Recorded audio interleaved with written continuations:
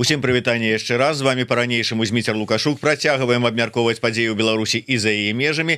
І нарэшце до нас дайшоў, і гэта стала ўжо добрай традыцыяй. Кіраўнік Народного антыкрызнага ўправлення ўжо вас летні зрабіў кіраўніком аб'яднанага пераходнага кабінета. Намеснік кіраўніцы кабінета, сябра каардынацыйнай рады Павел Латушка. Добрый день, спадар Павел. Добрый день, Зміцер, вітаю всіх слухачоў. Спадар Павел, давайте пачнем такой все ж таки самой гучнай, хотя тут некалькі было таких гучных навінаў, справаў, якія варта абмеркаваць, але пачнем с міжнароднага крымінальнага суда, з Гаагі, з таго, над чым вы, ну як мінімум 1,5 гады ці болей з 2023 года. З 23 года біліся, змагаліся, часам над вами уже нават смяяцца пачыналі, маўляў, ну шо ён ужо... Я скажу так, некаторы, ціскаю. Той, хто смеецца. Да, хтосьці смяяўся, хтосьці разуверыўся, хтосьці лічыў, што гэта можа быць нават шкодная ініцыятыва. І вось маем. Што мы маем, як вы гэта ацэньваеце, якія перспектывы? Так, гэта праца была з 2023 года. Я памятаю першую паездку ў Вільню, калі мы правілі першую сустрэчу ў Міністэрстве юстыцыі Літвы і пачалі пра гэта размаўляць пра магчымасць таго, каб ацэніць гэтыя злачынствы з пункту гледжання парушэння нормаў Рымскага статуту міжнароднага крымінальнага суда. І мы тады ўвайшлі ў кантакт з Даніусам Жалімасам. Сёння ён дэпутат Еўрапейскага парламента, раней ён быў кіраўніком Канстытуцыйнага суда Літвы.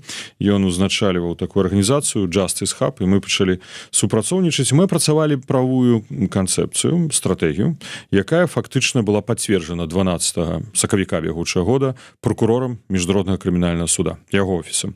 Гэтая канцэпцыя як бы палягала на тым, што гэта злачынствы, ну можна так па-простаму сказаць, маюць трансгранічны характар. Калі адбываецца пераслед беларусаў і па выніках гэтага пераследу адбываецца дэпартацыя. Дэпартацыя з пераследам. Менавіта так сказаў і так пацвердзіў прокурор міжнароднага крымінальнага суда, заявіўшы аб тым, што пачынае расследаванне. Дагэтуль, як вы ведаеце, 30 верасня у горадзе Гага, 30 верасня 2024 года мы сумесна з літоўскім урадавым бокам праводзілі прэс-канферэнцыю, дзе у той дзень адбылася менавіта фармальная перадача гэтага зварота, рэферала, як ён называецца, каб вывучыць беларускую сітуацыю. Вось прокурор вывучаў, мы ў гэты час таксама не стаялі на месцы. Я хочу сказаць, дзякую усім тым, хто працаваў. Нам удалося, як НАУ, стаць лідарамі гэтага працэсу. Удалося, мы адразу взялі на сябе гэта лідарства, але скажу, што, конечно, это праца шмат іншых людзей. І тут хацеў бы я падзякаваць за тое, што пры падрыхтоўцы камунікацыі удзельнічалі такія міжнародныя праваабарончыя арганізацыі, як FIDH, і нашы беларускія, і Вясна, і Мара, міжнародны камітэт па расследаванню катаванняў у Беларусі, беларускі хельсінскі камітэт, Human Константа. Мы перадалі таксама значную частку і для іх матэрыялаў, і фактычна лідыравалі апрацоўку юрыдычна, факталагічна гэтай усёй камунікацыі. І гэтая камунікацыя была перададзена, калі вывучалася беларуская сітуацыя. Гэта цяжкая праца, гэта шмат працы. Ну, праца любая цяжкая, тут сказаць, якая больш цяжкая ці не. Калісьці, я памятаю, была дыскусія, што цяжэй спяваць песні ці з рыдлёўкай стаяць у полі. Да? То есть гэта ўсё вельмі адносна. Тут я не трэба казаць цяжкая, она была шмат часу забірала, шмат працы, шмат рызыкаў, бо супраць нас дзейнічалі, як вы ведаеце, і працягваюць дзейнічаць. Я думаю, што зараз і павялічаць. Нават адразу пасля, як было абвешчана гэтае рашэнне прокурора міжнароднага крымінальнага суду, у нашы дзверы ўжо адразу спецслужбы пагрукаліся. Так што і якім чынам? Спробы вербоўкі. І зноўку? Зноў, да, стварэнне пагрозаў і дос-атакі, і спроба узламаць нашы аккаунты. Ну, гэта не першы раз, так што мы вытрымліваем, тут нічога надзвычайнага не адбываецца. І глядзіце, што важна зараз зразумець, што прокурор ацаніў тую сітуацыю, якая адбываецца ў Беларусі, тое, што мы апрацавалі яшчэ ў 2023 годзе, а пазней уже напаўнялі як бы зместам. Туды так цагелкі забрасывалі, як кажуць, такое, можа, дрэннае слово, так, ну, можа, мяса, такі сутнасць, лепш сказаць, сутнасць, да, доказную. Так вось, прокурор, ён ацаніў па 3 крытэрыях. Па-першае, ён прызнаў, што ёсць дастатковыя падставы меркаваць, што здзейснена злачынства супраць чалавечнасці ў форме дэпартацыі і пераследу. І ацаніў 3 крытэрыі. Першы крытэрый – гэта юрысдыкцыя.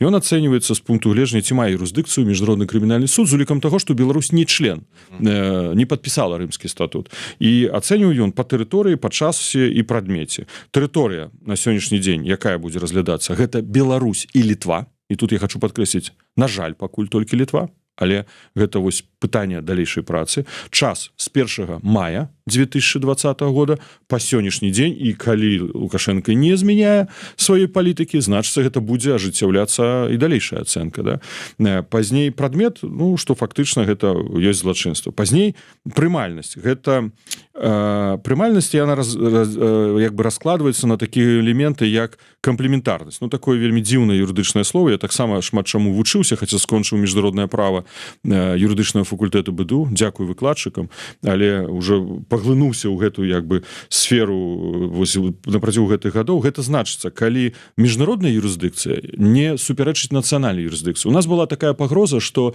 прокурор мог бы адмовіць пачаць расследаванне гэтай справы. Мы шмат дыскутавалі ў камандзе у сувязі з тым, што нацыянальныя правовыя сістэмы працуюць. Нават з адной краіны у нас на гэты конт была праблемная сітуацыя, бо яны нас штурхалі ў тое, каб скарысталіся мы у абароне ахвяраў гэтых злачынстваў супраць чалавечнасці беларусаў, скарысталіся з нацыянальнай юрысдыкцыі, пашлі ў пракуратуры краіны і пачалі падаваць заявы.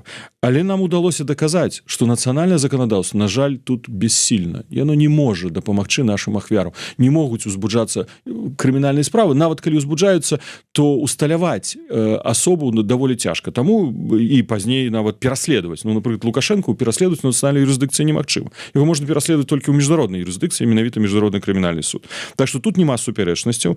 Ну і цяжкасць, што гэта вялікий маштаб, вялікая колькасць ахвяраў і сур'ёзнасць усяго таго, што гэта падвышае статус, што гэта павінен разследаваць міжнародны крымінальны суд. Ну і інтарэсы правасуддзя, што расследаванне не будзе супярэчыць інтарэсам правасуддзя, што няма перашкод менавіта таму, каб былі выкананы інтарэсы правасуддзя.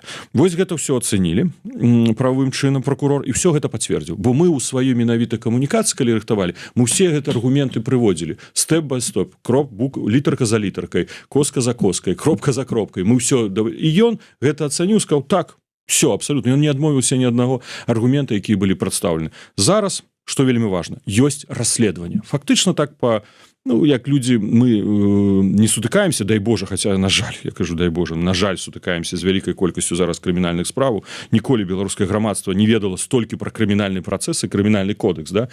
Калі яго можна так назваць у Беларусь. Так вось зараз крымінальная справа ёсць. У гэтай крымінальнай справе з'яўляюцца подозраваныя асобы. І подозраванымі асобамі у адносінах да іх у міжнароднай у міжнародным судзе прокурор узбуджае канкрэтныя справы у адносінах да канкрэтнай асобы. Хто будзе першы, Лукашенко ці Карпенков, я не ведаю. Я б хацеў, конечно ж, каб першым быў Лукашенко, там, неважна, можа разам няхай будуць, да? Але гэта не абмежаваная колькасць асобы. Зразумела, гэта будзе вырашаць прокурор. Ні Павел Латушка, ні НАУ, ні іншыя праваабарончыя арганізацыі, ніхто. Толькі прокурор, які зараз вядзе расследаванне. І будуць фарміравацца уже конкретные. Вось сёння мы можем сказать, что уже сёння формируется крымінальная конкретная справа. А пазней уже, калі крымінальная справа, збіраюцца гэтыя доказы, прокурор мае права запрасіць, даць паказанні, альбо просто звярнуцца з просьбай выдаць ордер на арэшт. З ордерамі змянілася практыка, я буду шчырым, бо пасля таго, як супраць суддзяў міжнароднага крымінальнага суда, я думаю, хтось сочыць за гэтым інстытутам, былі ўведзены санкцыі Злучаных Штатаў Амерыкі, былі ўведзены таксама, з улікам той кейса Ізраіля, да? Былі таксама крымінальныя справы, які узбуджала Расійская Федэрацыя за ордер на арэшт кіраўніку Крамля, то зараз яны не публічаць гэтыя ордеры. Не факт, яны могуць апублічыць, могуць нет, но яны прынялі новыя правілы бяспекі. Таму пажывем, пабачым, як гэта будзе. Што для нас важна? Нам важна захаваць бяспеку для ахвяраў гэтых злачынстваў супраць чалавечнасці нашых суграмадзян беларусаў. І вось менавіта канфідэнцыйнасць важна. У міжнародным крымінальным судзе, я вось зараз пакажу, ёсць такі спецыяльны гайд, гэта тычыцца правоў ахвяраў у працэсах міжнароднага крымінальнага суда. Ён даволі дэтальна распісвае гэта ўсё, але я бы, можа, не хацеў у дэталі сёння ўваходзіць, каб не ствараць, можа, нейкую такую хвалю, што і як рабіць. Дарэчы, у камунікацыі міжнародны крымінальны суд напісаў, куды там можна пісаць, і далі нават спасылку. Ё можна знайсці, хто хоча, напрыклад, любая зацікаўленая асоба або арганізацыя, якая жадае перадаць інфармацыю офіс прокурора наконт гэтых або іншых меркаваных злачынстваў у межах юрысдыкцыі суда, можа скарыстацца OTP-лінк, бяспечнай платформы для прыёму таких матэрыялаў. Так што кожны можна кіраваць. Але я скажу, што магу адзначыць, што мы разам з праваабаронцамі будзем спрыяць удзелу ахвяр у працэсах расследавання офіса прокурора. Дарэчы, у міжнароднай платформе по адказнасці за злачынствы ў Беларусі ёсць такая платформа ў Даніі IAPB. Дарэчы, я памятаю, калі мы размаўлялі пра яе стварэнне з дзяржсакратаром МЗС Германії яшчэ ў 20-21 годзе у Берліне. Сустрэча была там менавіта у памяшканні, дзе паседжанне праводзіла бюро нямецкай сацыялістычнай партыі, як она там называлася. Я памятаю тую размову, а ён сёння пасол Германіі ў Варшаве, што цікава, да? І вось тады Германія, Еўрапейскі саюз, іншыя краіны прынялі рашэнне фінансаваць гэтую платформу. Вось гэтая платформа назапасіла агромную, велічэзную колькасць, на жаль, велічэзную колькасць прыкладаў злачынстваў супраць беларускага народа, здзейсненых рэжымам Лукашэнкі. І вось это іх права, я не магу за IPB казаць, але я мяркую, што менавіта і прокурор будзе карыстацца на запашанай гэтай інфармацыі за гэта ўсе гады. У нас, я памятаю, былі нават спрэчкі пазней, у 22-м годзе, я казаў, слухайце, ідзе вялікі фінансавы рэсурс, столькі фінансавых рэсурсаў на акумуляванне інфармацыі аб злачынствах. Але калі ж мы прыйдзем да таго, каб прыцягваць злачынцаў за адказнасць. І вось зараз гэты назапашаны матэрыял, ён можа спрацаваць у рамках расследавання прокурора міжнароднага крымінальнага суда. Ну і заканчваючы, хочу сказаць, што для мяне важна, што прокурор адзначыў, што гэта фактычна дзяржаўная палітыка. Дзяржаўная палітыка наўмыснае спрыянне таму, каб пераследаваць беларусаў. І яна ажыццяўляецца на найвышэйшым узроўні. На найвышэйшым узроўні. І гэта вельмі моцны месседж Лукашэнку, вельмі моцны. Бо я не ведаю, хто з зараз кіраўнікоў дзяржаў, які ўваходзіць у міжнародны крымінальны суд, альбо нават не ўваходзіць, хацеў бы сустракацца, размаўляць, прызнаваць асобу, якая падазраецца, ну, калі ордер будзе ўжо фактычна падазраецца у здзейсненні злачынстваў. А ордер можа быць, ну, мы не ведаем, можа быць праз год, можа быць праз 2, можа быць і заўтра. І тут вот некалькі момантаў. Вы адзначылі, што справа-то не супраць Лукашэнкі, а справа вот канкрэтна па здзейсненым злачынствам, і ордер, ці можа быць асноўнымі там фігурантамі справы могуць быць той же самы Карпенкоў, могуць быць іншыя людзі. Наколькі ёсць рызыка, што по выніку Лукашэнкі там не будзе в этом спісе?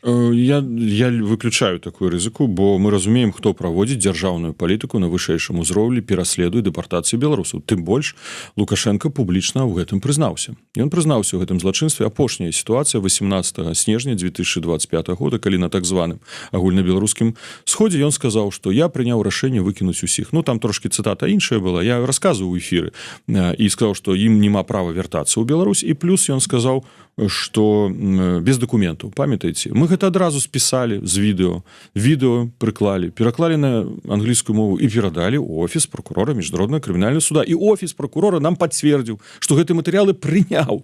І фактычна мы маем расследаванне. Гэты матэрыял там знаходзіцца. Такіх доказаў шматкроць. Гэта нерэалістычна, каб Лукашенко... Ну, я кажу, я вельмі хачу, каб ён быў першы. Ці будзе ён першым, ці будзе другім, гэта ўжо вырашаць будзе прокурор. Тут я з прокурора не вырашаю. Толькі ж он сам нагаварыў. Першае, што ён здзяйсняе гэта, і у нас, я думаю, у кожнага са слухачоў няма ніякіх сумненняў, што менавіта ён прымаў тыя рашэнні. Не да закона указаў, даваў загады збіваць, забіваць, дэпартаваць, выкідваць людзей, так яшчэ ён у гэтым яшчэ і прызнаецца. Просто прызнаецца. Але ж усе вот эти, як это добра сказаў сёння Валерый Карбалевич, у нас пасля таго, як былі перададзеныя першыя, вот вы узгадалі прэс-канферэнцыю ў 24 годзе, пасля таго, як было перададзеныя дакументы, як прыняў іх суд, Лукашенко і рэжым самі зрабілі шмат для таго, каб прыспешыць разгляд этой справы. І гэтыя злачынства іміграцыйнага крызіса, і гэтыя шары з кантрабандай, і гэтая дэпартацыя. Гэта не тычыцца. Я просто пералічваю все, что, ну, і яго выказванні, якія вы зараз прыводзіце, то бок яны не верылі там, что такое магчыма. Давайте узгадаем. Ёсць цытата на маім ютубе, калі я ў суботу публікаваў, мы прывялі яго цытату 17 верасня. Ён даведаўся аб тым, што будзе падача гэтага зварота. Я магу зараз урадам Літвы, я могу сказаць, што яна не адбылася 30 верасня 2024 года, яна адбылася раней.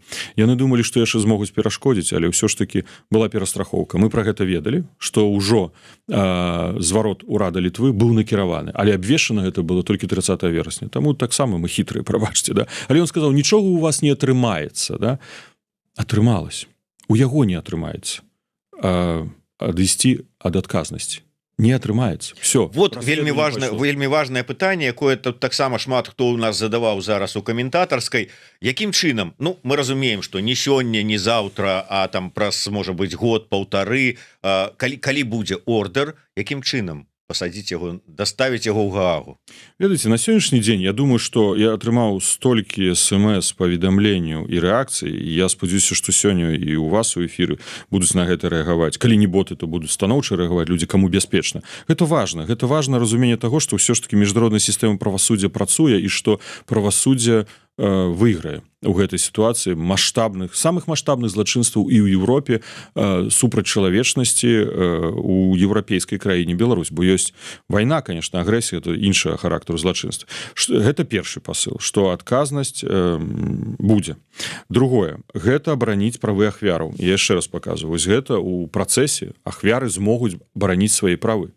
Пазней, калі выносіцца ўжо адпаведнае рашэнне, ўжо фармальнае прысуд, то тады ўжо ёсць спецыяльны траставы фонд у міжнародным крымінальным судзе, калі яны могуць атрымаць кампенсацыю. Гэта таксама трэба ведаць. Не сёння, на жаль, не сёння, але толькі тады, калі будзе вынесена гэта рашэнне.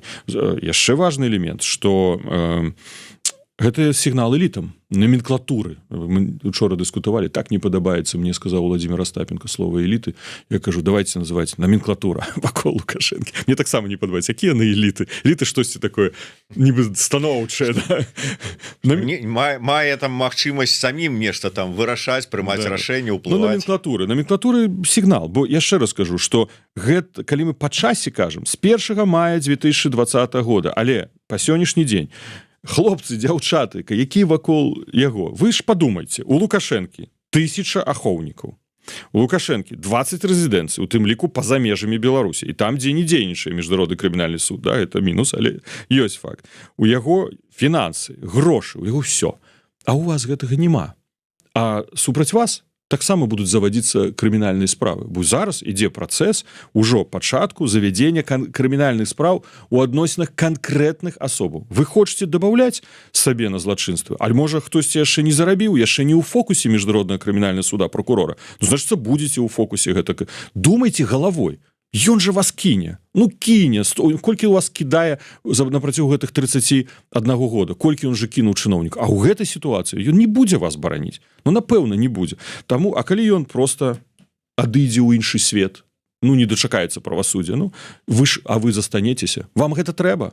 Ну, вам гэта трэба. Гэта ж будзе тычыцца шлейф не толькі па вас, на вашых родных і блізкіх. Да, яны ні пры чым, яны не здзяйснялі злачынства, я ні коім разе не кажу. Але шлейф на сям'ю.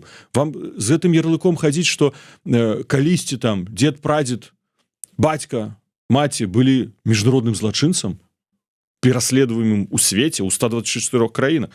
Што тычыцца самога Лукашэнкі? Ну, па-першае, я заўсёды гэта казаў, паўтару. Лукашенка гэта не кіраўнік Крымля. У яго няма ядзернай зброі, і ён не прызнаны як прэзідэнт. І гэта павялічвае шансы да правасуддзя. Бо нават наступствы затрымання Лукашэнкі, які могуць быць наступствы? Ядзерную вайну хтосьці распачне? Ну не, абсалютна нерэальна. Таму не прызнаецца ён. Гэта таксама усе, на ім ужо такая весь чорная такая метка ўжо стаіць, да? Далей. Калі ён будзе абмежаваны ў пералётах, да, ён не зможа паехаць у 124 краіны. Да, ёсць выключэнні, мы бачылі па Манголіі у Пуціна там, да, але окей, гэта выключэнне, будзем заходзіць з таго, што ўсё ж таки міжнародная сістэма правасуддзя будзе далей працаваць. Транзітам ён не зможа лятаць па гэтых краінах, ему аблятаць трэба будзе ўсё. Яму трэба ж дазвол праз кожную краіну. Кожная краіна будзе бачыць, ага, ідзе расследаванне, калі ўжо выдадзены ордер на арэшт, то яны не дадуць ему дазвол на транзіт. Ён будзе ўсё больш запакоўвацца ў Беларусі. З аднаго боку гэта дрэнна, але з другого боку гэта таксама сігнал элітам, бо гэта шлях у нікуды. І яны гэта разумеюць, што гэта шлях у нікуды. І гэта будзе правакаваць нестабільнасць сістэмы.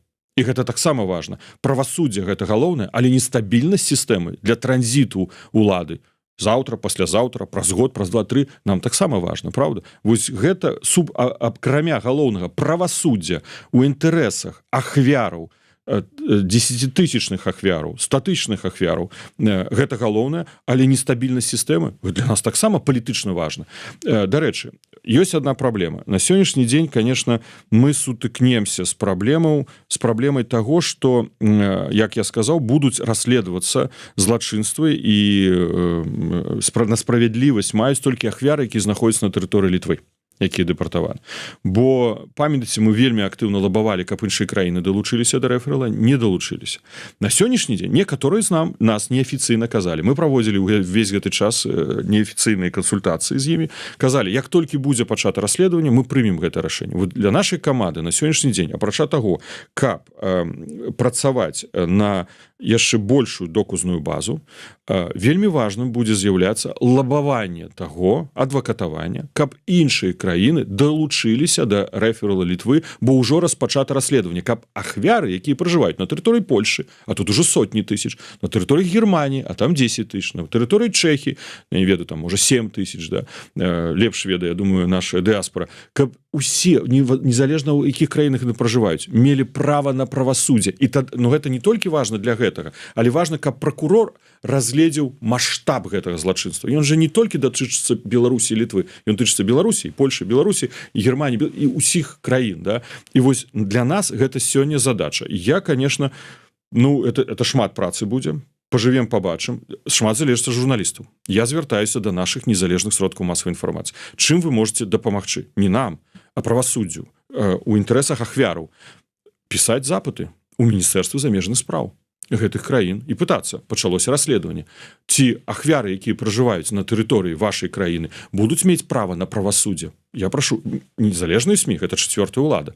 Тут я прашу дапамогі палітыкам, юрыстам, праваабаронцам. За іх я не маю права казаць, скажу так, ад палітыкаў, ад юрыстаў магу сказаць. Дапамажыце нам у гэтым кантэксце. Гэта можа быць таксама цагелка, якая будзе ўплываць на рашэнне гэтых канкрэтных урадаў. Так што вось здесь фрагментацыя, тут адбываецца фрагментацыя справы. Толькі адзін фрагмент будзе, беларуска-літоўскі разглядацца, а нам важна, каб уся гэта комплекс быў разгледжаны. Бо мы падавалі, я казаў, што не менш за 600 тысяч ахвяраў дэпартаваных, пададзеных Арганізацыі Аб'яднаных Нацый на вясну 2025 года. Это 6,4% насельніцтва Беларусі. Это такі паказчык грэвіты. Это, значыцца, маштаб. Маштаб велічэзны. Больш, чым 70 тысяч, як пададзена было ў нашых матэрыялаў, было дэпартавана ў Літву. Гэта значна больш. Ну і можа быть вот на заканчэнне гэтай справы, хаця безумоўна яна не закончыцца, толькі пачынаецца ці набірае абароты, будзем за гэтым сачыць. Але Вожык Патрыёт пытаецца, пачатак справы фактычна спалівае масткі для Лукашэнкі. Ці могуць быць негатыўныя дзеянні рэжыма ў адказ? Сапраўды, вот как бы кажуць, што зараз такое стаўленне, гэта справа, і Лукашенко ўсё, ніякіх там шансаў на захад, толькі да Москвы. Тут прычым тут Москва? Тут пытанне не ў гэтым, тут пытанне да Лукашэнкі і тых людзей, які побач з ім. Я ім даю месседж, мы даем месседж. Вы хочаце з ім у перспектыве ў горад Гага? А што гэта адбудзецца, і гісторыя даказвала десяткі разоў, адбудзецца. Тады выконвайце яго далей загады, рабіце ўсё, што ён захоча яшчэ больш і горш. З іншага боку, паглядзіце яго каментары першы, які быў па палітвязням, да? Што я не прымушаю іх пакідаць тэрыторыю Беларусі, яны могуць заставацца, але толькі калі яны пачнуць рабіць тое, што ў 2020 годзе, гэта яго версія, да? То тады я буду жестачайшы рэагіраваць, да? Уже трошки мяняе рыторыку. Паглядзім, як гэта адбудзецца. Калі ён хоча збіраць яшчэ доказы яшчэ больш і больш, няхай збірае доказы нашай прапановы. Глядзіце, мы маем гэтую канцэпцыю круглага стола. Мы прапаноўваем у гэтай сітуацыі, калі ўжо ёсць назапашаны велічэзны рэсурс санкцый, вельмі моцны, і мы бачылі сёння прамысловасць, колькі мінус за 2 месяцы? 3,7%. Эканоміка мінусуе. У яго цяжкая эканамічная сітуацыя, ён вельмі хоча зняць санкцыі. Таму і Рыжынкова апелюе там, да, рэагуйце, он же гуманіст, Лукашенко гуманіст, да? Чаму ён так крычыць? Зусім не дыпламатычна, я не ведаю. Хто яго прызначыў на міністра замежных спраў, хаця ведаем, хто прызначыў. Так вось, санкцыі, і ёсць яшчэ юрыдычны інструмент. Мы прапаноўваем, давайте садзіцца за круглы стол, останавливаю рэпрэсіі, вызваляю ўсіх палітвязняў, амністыруй, па прыкладу Венесуэлы, усіх, хто сталі незаконна асуджаны, рэпрэсаваны, пачынай дыялог з грамадствам. І калі ты робіш гэтыя дзеянні, спыняеш транснацыянальны пераслед, завочныя прысуды, спробу вербоўкі і гэтак далей. Это будзе, как говорят, суд учтет это при рассмотрении материалов уголовного дела. То есть гэта фактычна может тычыцца не і яго, бо практыка, конечно, міжнароднага крымінальнага суда, яна тут розная ёсць, але ёсць кейсы, калі суд прымаў гэта да разгляду. Міжнародны крымінальны суд. Але гэта, я думаю, перадусім важна тым людзям, якія побач з ім. У вас ёсць зараз выбор. Назапашваць на сябе доказную базу здзяйсняемых вамі злачынстваў, альбо пайсці шляхам амністыі, астаноўкі рэпрэсій, вызвалення палітвязняў, спынення трансгранічнай пераследу, і тады вы не трапляеце ў гэтую сітуацыю. Бо калі вы працягнеце выконваць его загады, што вы будете далей трапляць, і вы апынецеся ў гэтай сітуацыі. Вы не зможаце ўсё. Заўтра змяняецца сітуацыя у Расіі. Заўтра можа змяніцца сітуацыя ў Беларусі. І вы хуценька ўсе вылетаеце ў Гагу. Пытанне яшчэ ў чым? Конечно, у нас дыскусія ёсць унутры каманды. Я скажу так, просто дыскусія, меркавання. Да? Я, можа, не прыхільнік гэтага. Лукашенко прыняў закон аб гарантыях. Сабе, асабіста, ўсёй яго сям'і. Мы не ратыфікавалі рымскі статут. Мы прыходзім да круглага стола. І так вось дыскутуючы. Яшчэ раз скажу, это не маё меркаванне. Гэта дыскусія такая агульная. Што адбылося з Ярузельскім? Ярузельскі же не сеў у турму, хаця адказваў за злачынства. Ён не сеў у турму. Это была такая нефармальная дамоўленасць. Я не кажу, што я хачу, каб Лукашенко не быў прыцягнуты. Вы ведаеце, мы працуем на гэта, скажу яшчэ па іншых накірунках. Але можа не адбыцца ратыфікацыя рымскага статута на працягу, напрыклад, 15-20 гадоў. І калі мы дамаўляемся на транзіт улады, захоўваецца закон аб гарантыях, і у тым ліку атрымліваюць асобы іншыя гаранты. Але мы ідзем шляхам мірнага транзіту.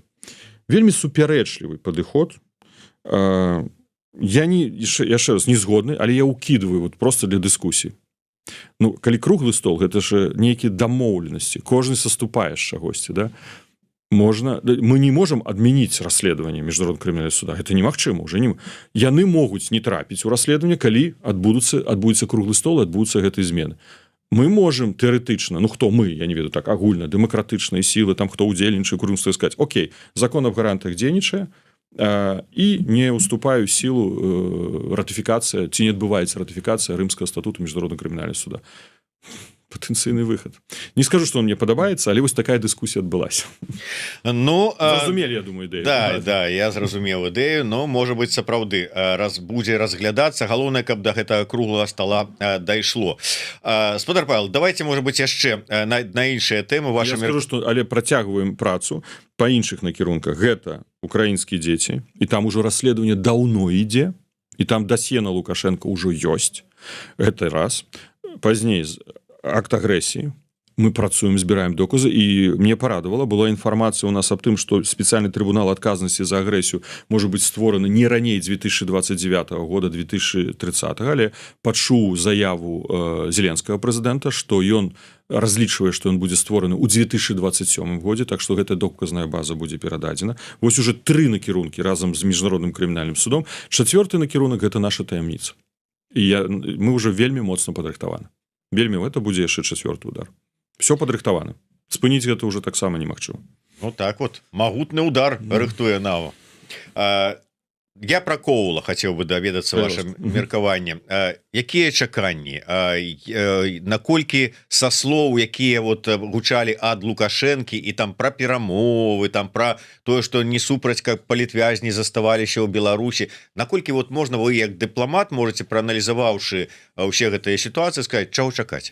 Лукашенко водзіць за нас амерыканцаў, ён хлусіць, ён падманвае амерыканцаў, амерыканцы павінны гэта зразумець. Я спадзяюся, што яны гэта разумеюць, бо нават важна, што выйшло столькі людзей, але мы адначасова кажам, яшчэ больш увайшло у турмы. Так што ён іх падманвае. Я думаю, што яны прыедуць з больш жорсткай пазіцыі, у тым ліку з улікам і рашэння міжнароднага крымінальнага суда. Это будзе дапамагаць. Будзе дапамагаць кейс Венесуэлы, і мы бачым, што там хутчэй за ўсё ідзе, што адбудуцца дэмакратычныя выбары. Мы таксама дыскутавалі. Заўтра можа быць прэзідэнт чавіст у Венесуэле, а парламент будзе дэмакратычны. да? С Мачада, напрыклад, лідарам. Там транзіт, калі безрэвалюцыйны, ён такі будзе, да? Менавіта вось такі. Куба пашла на перамовы з амерыканцамі, да? І заявіла 51 вызваляем, але іх таксама, ну, публічна вядомая колькасць палітвязняў тая самая на Кубе ў Беларусі.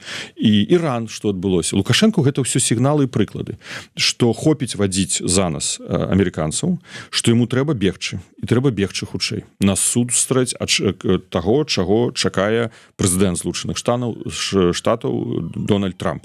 Ён сказаў, я чакаю вызвалення нават 1500 закладнікаў. І вось, што павінен зрабіць Лукашенко. Паглядзім, пабачым. Ходзяць чуткі, конечно, што будзе там 100-200 чалавек, да, вызвалена. На мой пункт гледжання, гэта вельмі мала. Вельмі мала. Гэта важна кожная асоба. Вельмі. Ну, але калі б зрабіць нейкі моцны крок у адносінах з США, каб не раззлаваць прэзідэнта Злучаных Штатаў Амерыкі, это павінна быць зусім іншая па колькасці група палітзняволеных у Беларусі. Ён, конечно, хоча дамовіцца яшчэ атрымаць профіты эканамічныя, но я не кажу пра эканамічныя профіты, я кажу пра санкцыі. Для гэтага мы працавалі ўсе гэтыя гады, як НАУ, і нашы партнёры, і Белпол, і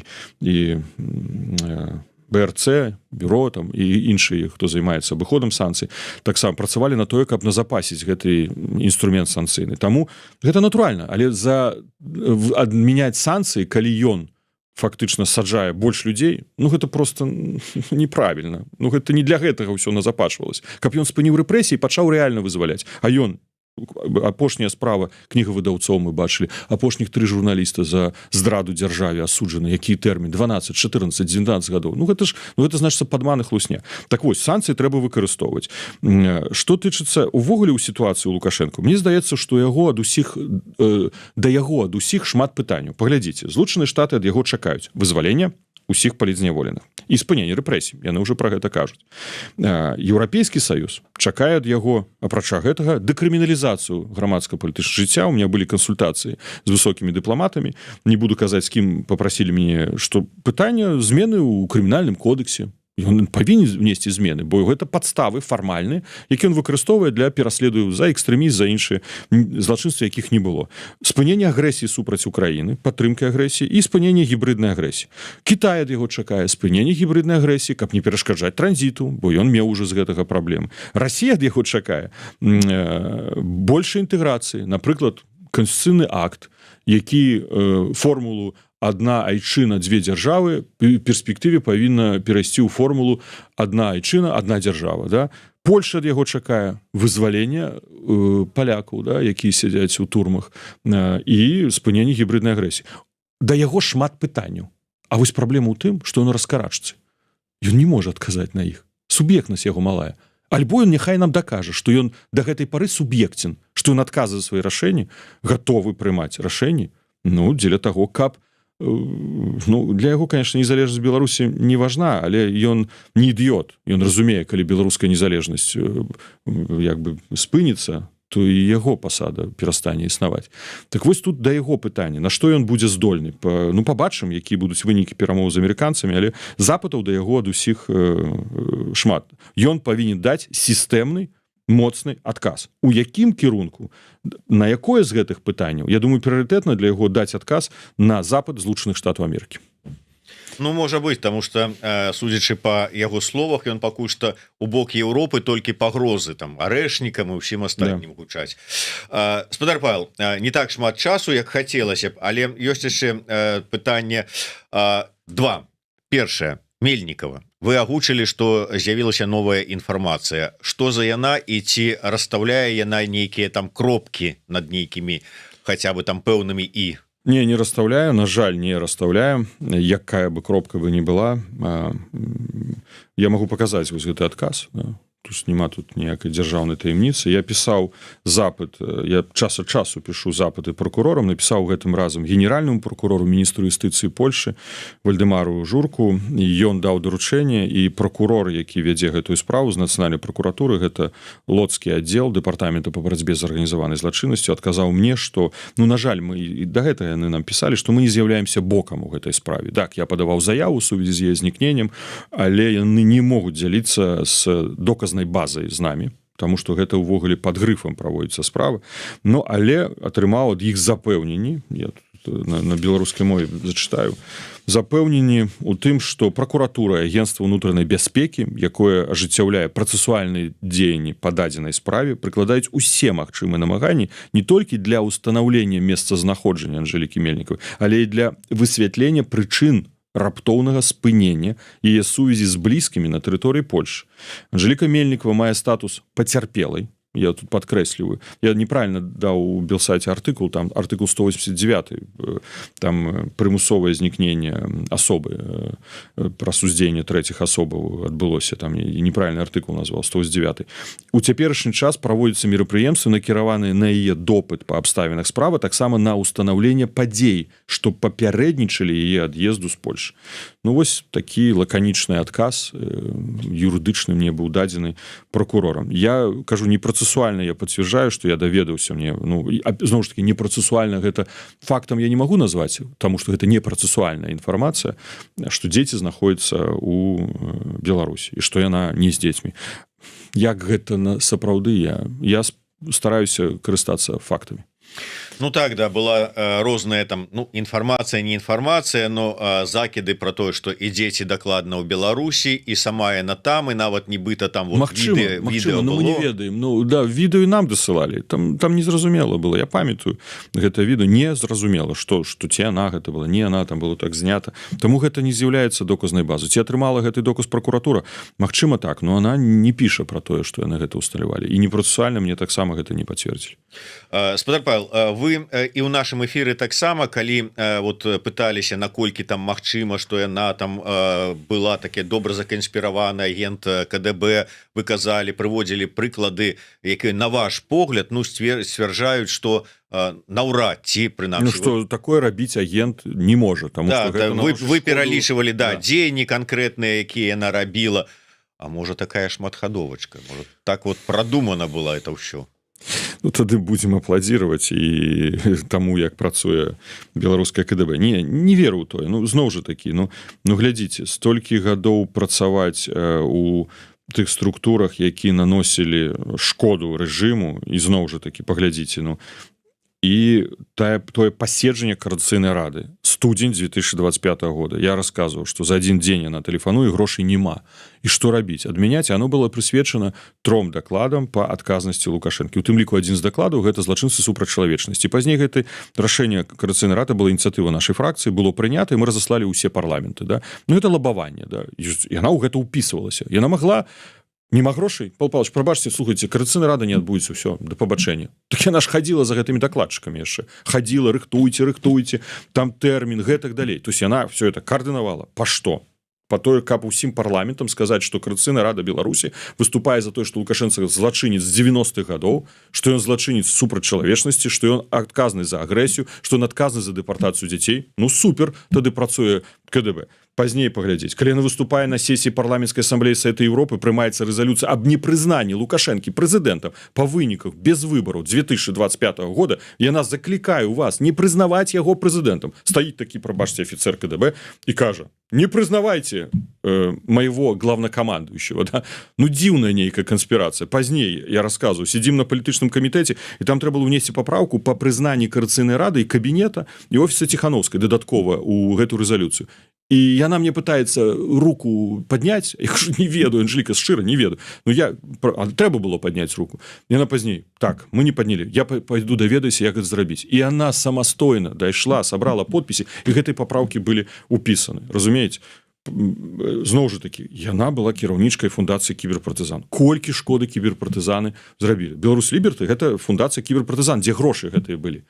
Разумееце? Так што яна зрабіла шмат, дапамагала таму, каб кіберы, супер ініцыятыва, зрабілі шмат шкоды рэжыму. Ну і што? Яна павінна была разбурыць гэта ўсё ад пачатку. правильно, дыскрэдытаваць і разбурыць все гэта ад пачатку. Фінансавы шлейф, конечно, гэта, ну, это для КДБ такая добрая гісторыя. Вы ж бачыце, колькі ўкідваюцца, разваровваюць грошы, транжыраць грошы і гэтак далей.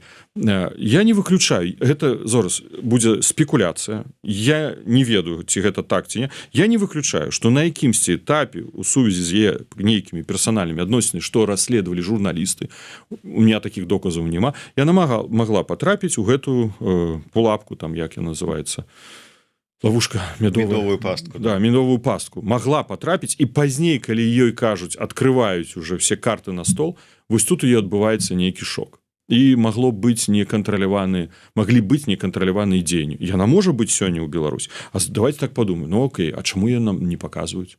Бо калі б ей паказалі нам, ну гэта быў бы такі моцны цёс. Пакажуць перад выбарамі ў Коордынацыйную раду? Магчыма. Ну каб ударыць па нашай фракцыі. Што значыць ударыць? Калі нам ставіць, вось я, некаторыя блогеры, ну так, калі іх можна вогуле назваць блогерами, кажуць, віна латушкі, віна нау. Мы не контрвыведка. У нас нема контрвыведкі. У нас ёсць шаноўныя арганізацыі Белпол, і дзякуй вялікі, яны шмат каго правяраюць і знаходзяць. Ёсць кіберы, з якімі працавала сама ж Анжеліка, была прэзэскай фундацыі, правда? Так яны не выкрылі. Яна прайшла працэдуры ўзгаднення на грамадзянства Польшы, усіх польскіх спецслужбаў. Ну, прабачце, што я магу лепш зрабіць, чым польскія спецслужбы. Ці НАУ можа лепш зрабіць. У нас няма базы тымі, якія маюць нашыя партнёры. Мы заўсёды звяртаемся. Вось, напрыклад, нам трэба часова взяць нейкага чалавека на працу, да, там, на пару месяцаў. Мы звяртаемся да іх, праверце, калі ласка, шаноўны. Ёсць ці няма штосьці на яго. Яны нам даюць, і мы прымаем гэта рашэнне. Ну, інакш мы не можам праверыць. Не можам. Можам да польскіх органаў звярнуцца. Так яна ў польскіх была. Што мы маглі яшчэ зрабіць? Прабачце, што? Я не разумею, гаспадар Павел, вот вы ж дыпламат, кажуць, што ўсім дыпламатам паліграф адразу вставляюць, чіпіруюць паліграфам. Мы павінны былі поглядам адразу. Так яна... Не, прабачце, паліграф, па-першае, праходзіць уся каманда, я магу сказаць. Той, што там было скандал у Коордынацыйнай радзе, і дай Боже, все будзе добра. Што тычыцца паліграфа, так яна ж праходзіла, там ж Азараў каментаваў, што там адна была эмоцыя, она не прайшла, а другой раз она прайшла. Ну, так не сказаў Азаров, можа, у яго лепш запытацца. Таму, калі б ён сказаў мне, у нас была сітуацыя па аднаму чалавеку, дзе ён сказаў катэгарычна, не прайшоў. І чалавек пайшоў на 2 паліграфы дадатковых і прайшоў. І Азаров прызнаў, што яны маюць рацыю. Разумееце? Тое самае тут было, ён бы мне адназначна сказаў, не прайшла. Катэгарычна ўсё. Не было так сказано. Ну, гісторыя цёмная, адны кажуць адно. З іншага боку, слухайце, ну вы не уяўляеце, пад якім прэсінгам мы все жывем, да? Кожнага дня. Вось я вам расказваю пра спробу вербоўкі на мінулым тыдні зноў, да? Зноў жа атака ў сувязі з гэтым міжнародным крымінальным судом. Ну, калі б мы былі нават не урадам, як НАУ, да? Міністэрствам, і то і міністэрства з гэтым не справіцца. Для гэтага патрэбны спецслужбы вакол нас, якія працуюць. Мы спецслужбу не можам стварыць у адпаведнасці з заканадаўствам Еўрапейскага Саюза. Мы можам толькі карыстацца падтрымкай спецслужбаў тых краін, дзе мы з вами знаходзімся. Мы да іх і звярнуліся. Яна прайшла гэтую праверку як грамадзянка Польшы перад атрыманнем грамадзянства. Больш мы нічога зрабіць не маглі. Ну, просто не маглі. Давайте так. Давайте на завяршэнне, не магу не закрануць гэтую тэму, тому что скажаце яшчэ потым, што іншым даеш магчымасць выказацца пра выбары ў Коордынацыйную раду, а нашу фракцыю абыходзіш бокам. Такім чынам, ўсё ж таки вы заявілі таксама пра тое, што ідзеце на выбары ў Коордынацыйную раду 4-го склікання. Чаму не было сумневаў? Не было ніякіх сумневаў. Мы лічым вельмі важным прадстаўнічы інстытут дэмакратычных сілаў Беларусі. Кожны палітык павінен прайсці верыфікацыю праз выбары. Калі палітык лічыць, што ён можа гаварыць ад імя грамадства, часткі грамадства, то ён павінен праходзіць праз выбарчыя працэдуры. Інакш гэта проста клуб аднаасобнікаў. Сістэма аб'яднання дэмакратычных сілаў самы лепшы, самы дэмакратычны спосаб аб'яднання гэта протапарламент, чым з'яўляецца Коордынацыйная рада. Калі кажуць, што там спрэчкі, бульба спрэчкі, а дзе вы бачылі ў парламенце, каб не было спрэчак? Я вам адкажу. У палаце прадстаўнікоў, у Лукашэнкі, у Савеце Рэспублікі. Калі вы лічыце, што там парламенты, то я ведаю, што такое выступаць як члену ўрада у Савеце Рэспублікі, у палаце прадстаўнікоў. Там няма спрэчак, там усе галасуюць за. Так вы што хочаце такой парламент? Калі ў Коордынацыйнай радзе спрэчкі, так, там няма паўнамоцтва ў Коордынацыйнай рады прымаць законы, але Коордынацыйная рада акрэслівае стратэгію. І калі вось па нашай працы у нас ёсць рэзалюцыя наконт адказнасці Лукашэнкі, по накірунках, і яны далі гэтую, Координаційная рада прыняла гэтую большасцю галасоў, у нас толькі 28 мандатаў было, большасцю галасоў, што гэта наша стратэгія, і мы па ёй працуем. Калі мы сказалі па санкцыях, гэта наша стратэгія 20 верасня 2025 года, і на кансультатыўнай групе Беларусь, ЕС у Брусэлі 6 сакавіка я прывёў прыклад, што гэта было рашэнне большасці Координаційнай рады працягваць санкцыйны ціск на рэжым Лукашэнкі. Гэта большасць прыняла. Калі хтосьці, Кавалеўскі кажа, я супраць санкцый, ідзі ў Координаційную раду, перамагай, прымай рашэнне большасці і прыходзь у Брусэль, садзіць за стол перамоў з еўрапейцамі і кажы, вось вам рашэнне Координаційнай рады, абранага органа беларусамі, што большасць Координаційнай рады супраць. Гэта будзе аргументам. А так гэта просто аргумент аднаго чалавека. Ну это праўда, ну няўжо гэта же класіка дэмакратыі. Класіка, вы хочаце прыдумаць штосьці новае. Як гляжу, адзін блогер кажа, што это яны так выдумалі? Выбары яны прыдумалі. А што ты прапаноўваеш? Прызначэнне? Прызначэнне як у Лукашэнкі? Так я прыехаў з пасады амбасадару Францыі, Мясніковіч мне запрасіў, старшыня Святой Рэспублікі, кажа, Павел Павлович, напішыце дакладную Лукашэнку, і вас прызначыць са сенатарам. Да мне самому нават прыкра было гэта пачуць. Прызначыць, да? То есть не абяруць мяне, ён вас прызначыць. Депутатам парламента. Які же это парламент? Ну так давайте вось, адказваючы этому блогеру, давайте прызначаць тады наших депутатаў. Чакайце, мало уже... Давайте прызначым вось нашага калегу тут сидит студыі, он будзе нашим депутатам. Ну что это такое? Ну? Мало того, что и так вон самапрызначэнцы, як кажуць, вот блогеры усе гэтыя в офісе, у кабінеце. Прабачце, якія самапрызначэнцы? Пачнем таго, ёсць мандат у Ціхановскай. І мы не атрымаем бліжэйшым часам іншага мандата, мільёны галасоў. І гэта нават сацыялогія зараз падала, што она выйграла выбары. Далей, ёсць мандат, які бы не было прагаласаваны беларусамі. 2800 галасоў, якія аддалі за мяне, для мяне вельмі каштоўнай на ўсё жыццё. Это будуць самыя галоўныя галасы ў 2024 годзе, калі мы абіраліся ў Координаційную раду. Ёсць мандат. Кожны член кабінета праходзіць галасаванне ў Координаційнай радзе. Вы зараз Казлоў, павіншуем яго, да, прайшоў. Ён атрымаў большасць галасоў. І яго пасля гэтага прызначыла Ціхановская. Калі ён не прайшоў бы, я не за Ціхановскую не вырашаю, але я думаю, што, магчыма, і не быў бы прызначаны. Прыклад Азарова. Да? Я не пагадзіўся, я тады быў супраць, дарэчы, калі у нас была дыскусія ў кабінеце, але яна яго звольніла з пасады. Бо Координаційная рада сказал, так вось, кому не падабаецца кабінет, ідзіце ў Координаційную раду, перамагайце і мяняйце склад кабінета, цісніце на кіраўніцу кабінета. Я, яшчэ разу, я за яе не адказу, но я думаю, яна будзе прыслухоўвацца і ўлічваць меркаванне Координаційнай рады, як улічвае зараз.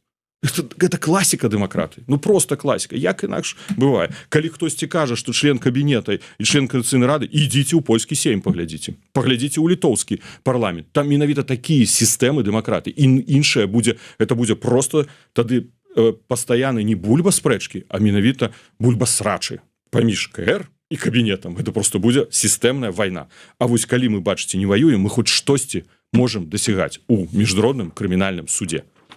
Дарэчы, гаспадар Павел, наколькі, вот як вы лічыце, ёсць магчымасць, што новы склад Координаційнай рады будзе адрознівацца ад папярэдняга хаця бы тым, што яны будуць прыходзіць на свае сустрэчы і... Да не прыходзіць, давайте таксама не казаць, што усе не прыходзяць. Ведаеце, якую... Не кажу, што ўсе. Расказваў адзін депутат, да, мы сустракаліся, што іх штрафы за тое, што не прыходзяць. Штрафуюць, пазбаўляюць заробкаў, да? І таксама ёсць штрафы у іншых парламентах. Ну, у нас не атрымліваюць яны грошы. Прымусіць нельга, але большасць прыходзіць і большасць галасуе. У нас не было заваленых рашэнняў, практычна, можа, трэба запытацца ў Артёма Брухана, мне падаецца, можа, адзін раз. У нас не было ніводнага заваленага рашэння, таму што не набралася дастатковай колькасці галасуючых за тое ці іншае рашэнне Координаційнай рады. Не было. Таму, а тое, што хтосьці не прыйшоў, бо чалавек, можа, не зразумеў, што калі я за яго прагаласавала 100, 200, 500, 700 тысяч чалавек, што ён перад імі мае абавязкі, бо яны аддалі яму права гаварыць ад іх імя, голас яму аддалі. А ён лічыць, а што мне там прагаласавалі? Да пабачэння, я не буду хадзіць, альбо ўвогуле з Координаційнай рады зайду. Гэта неправильно, так не робіцца ў дэмакратыі. Просто чалавек, можа, яшчэ не зразумеў гэтага. З павагай я не крытыкую, але, значыцца, трэба на будучае гэта зразумець. Ну, вось і ўсё, прымусіць мы не можам. Былі бы штрафныя санкцыі, ну тады б не атрымліваў заробак дэпутата, а няма заробку ў дэпутату.